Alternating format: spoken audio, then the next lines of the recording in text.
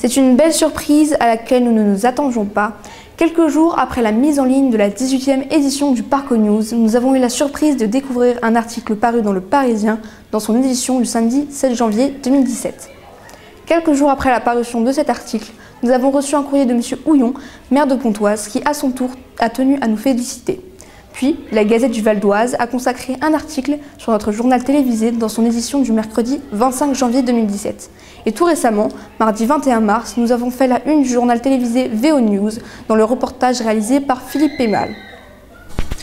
Ils ont créé leur web TV dans leur collège. Les collégiens du Parc aux Charrettes de Pontoise proposent chaque trimestre un vrai JT sur l'actualité de leur établissement. Nouveaux profs, voyages scolaires, les sujets ne manquent pas et en plus ils sont très pros.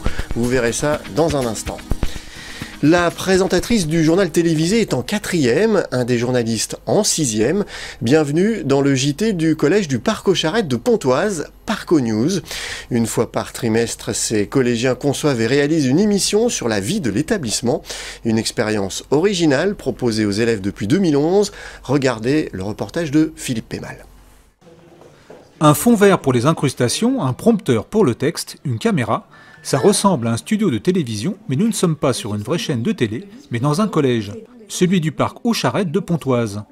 Au programme de cette web TV créée en 2011, des reportages qui racontent la vie du collège.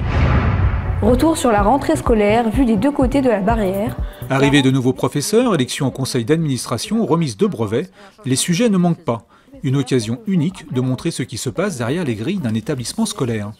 Elle apporte au collège beaucoup de notoriété, elle apporte une formidable visibilité sur ce que font nos élèves dans l'établissement. Cela permet aussi à nos élèves de devenir des journalistes en herbe. Parmi ces journalistes en herbe, Léna, élève de 4e, c'est elle qui présente le journal. Ce qui me plaît là-dedans, c'est de pouvoir résumer un peu ce qui se passe dans mon collège. À la télé, ils résument ce qui se passe dans l'actualité et moi je résume ce qui se passe dans mon collège. Donc j'imite vraiment les vrais journalistes. On m'a déjà dit pourquoi pas, tu ferais pas ça plus tard, mais c'est encore peut-être trop tôt pour me projeter et donc je sais pas encore. Pour cette nouvelle saison du Parco News, le nom du programme, ils sont 6. Élèves de 6e et de 4e, ils présentent les rubriques, posent les questions, lancent les reportages comme de vrais journalistes. Quels sont les moyens de transport utilisés ? Chaque année scolaire, 4 journaux télévisés sont réalisés, plus quelques éditions spéciales. Pour ces collégiens, c'est avant tout du plaisir et un espace de décompression. Ça permet aussi un peu d'extérioriser par rapport au collège. On va dire que je suis un peu une personne extravertie, ce qui fait que c'est bien, je peux un peu me défouler vu mon caractère.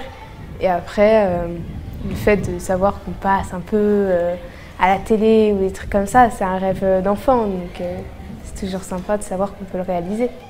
Derrière ce projet, Jean-Marc Verdrel, le secrétaire de direction du collège. Passionné par l'univers de la télé, il lance sa web TV au collège en 2011. C'est lui qui réalise les reportages, le montage et les effets spéciaux. Avec le déménagement du collège à la rentrée prochaine, Jean-Marc aura un nouveau studio et espère pouvoir investir dans de nouveaux éclairages. Pour acheter ce matériel, le collège va lancer un appel à financement participatif. Mon objectif, en fait, avec les élèves, c'est de créer un studio de télévision à l'intérieur de ce collège, puisqu'on aura un local qui sera mis à notre disposition. Et la première des choses que nous souhaitons sur cet appel à financement participatif, ce sont de vrais éclairages, donc des bacs d'éclairage lumineux, comme ceux utilisés à la télévision, notamment pour avoir une meilleure image sur le fond vert. En attendant leurs nouveaux locaux et peut-être leurs nouveaux éclairages, l'info continue, place au journal.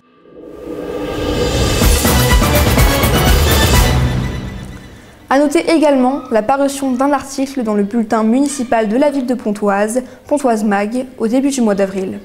À tout cela s'ajoute l'appel du ministère de l'Éducation nationale afin de féliciter Samy et Marie pour les vidéos de formation et de correction à l'ASSR qui sont depuis partagées sur le site officiel du ministère.